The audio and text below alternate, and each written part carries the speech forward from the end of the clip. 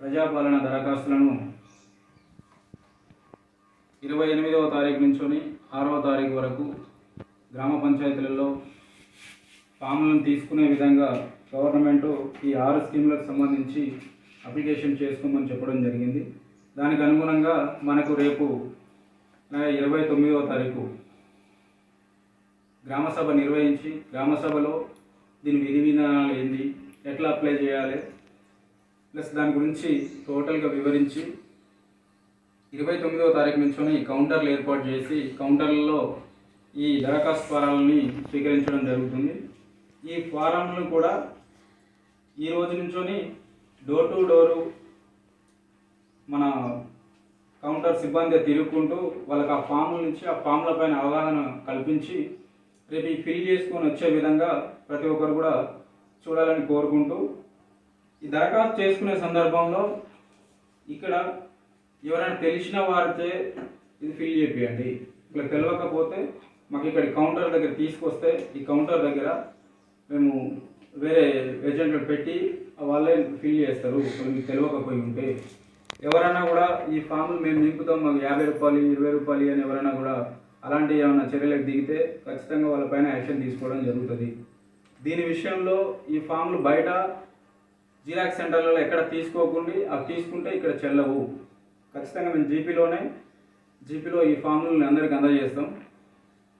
Ration కార్డుకు సంబంధించి plus అట్లనే ఈ 6 స్కీమ్లలో మహాలక్ష్మి పథకం కింద ప్రతి నెల ఆర్థిక సాయం 2500 ప్రతి మహిళకు అనే స్కీమ్ ఒకటి, నెక్స్ట్ రైతు భరోసా పథకం ఒకటి, ఇందిరమ్మ ఇండ్లు, తర్వాత గృహజ్యోతి పథకం, చేయూత పథకం. వీటికి సంబంధించి ఇప్పుడు వీటిలో మీకు ఏదైనా అవసరం లేకపోతే దాన్ని ఫిల్ చేయకండి, దాన్ని వదిలేయండి. అవసరం ఉన్నాయి మాత్రమే, ఇల్లు అవసరం లేదు, ఇల్లు ఉన్నది నాకు అనుకుంటే దాన్ని ఆ కాలనీ వదిలేయండి, ఆ ప్లేస్ వదిలేసి ఫిల్ చేయండి. ఫిల్ చేసి నీట్గా ఫిల్ చేసి దీనికి కావాల్సింది ఒక ఆధార్ కార్డు, తెల్ల రేషన్ కార్డు ప్లస్ ఒక ఫోటో, ఇంటి యజమాని ఫోటో. మిగతా సభ్యులందరికీ కూడా ఆధార్ కార్డు నెంబర్లు, డేట్ ఆఫ్ బర్త్లు కావాలి.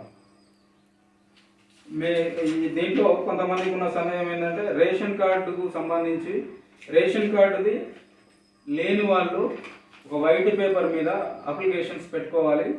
ఆ అప్లికేషన్లు కూడా రేపు గ్రామ సభలో మీకు క్లారిటీ ఇస్తాం. ఒక ఎంఆర్ఓ గారికి పెట్టమంటారా, ఫుడ్ సెక్యూరిటీ ఆఫీసర్కి పెట్టమని చెప్పేసి అంటారా, రేపు మీకు ఫుల్ క్లారిటీ ఇవ్వడం జరుగుతుంది. అట్లనే ఇవి అంతా అయిపోయినాక ఖచ్చితంగా మీరు ఆ ఫామ్ను మాకు హ్యాండ్ అవుట్ చేసినాక ఖచ్చితంగా ఈ రిసిప్ట్ తీసుకొని పోవాలి. రిసిప్ట్ తీసుకొని పోతే దీనిపైన మేము నెంబర్ వేస్తాం. ఆ నెంబర్ను మేము కంప్యూటర్లో ఎక్కించిన తర్వాత అది ఏ దశలో ఉందని మీరు తెలుసుకోవడానికి, అది ఎంతవరకు వచ్చింది, అసలు ఇచ్చిరా అయ్యలేదా అని తెలుసుకోవడానికి అది పనిచేస్తుంది. ఈ రసీదు మాత్రం ఖచ్చితంగా మీ దగ్గర ఉంచుకోవాలి.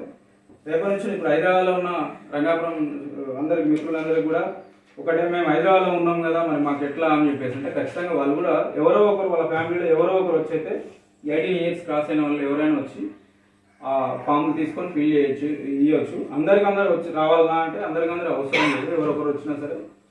ఓన్లీ మేము అప్లికేషన్స్ మాత్రమే ప్రజెంట్ తీసుకుంటున్నాం. దీన్ని ఐడెంటిఫై చేసి దాంట్లో అర్హులు ఎవరు అనర్హులు ఎవరైనా చూసి వాళ్ళు ఐడెంటిఫై చేసి వాటికి శాంక్షన్ ఇవ్వడం జరుగుతుంది. ఖచ్చితంగా ఈ పట్టా పాస్బుక్ హైదరాబాద్లో ఉన్న వాళ్ళు పట్టా పాస్బుక్ ఉంటే పట్టా పాస్బుక్ నెంబరు, వాళ్ళ ఎస్టెంట్ ఎంత, వాళ్ళ ఇంట్లో పేరు మీద కూడా ఎంత ఉందో కూడా ఇక్కడ ఫిల్ చేయాల్సి ఉంటుంది. అదొకటి మర్చిపోకుండా మాకు అవి చెప్పలేదు కానకుండా తీసుకొని రావాలి.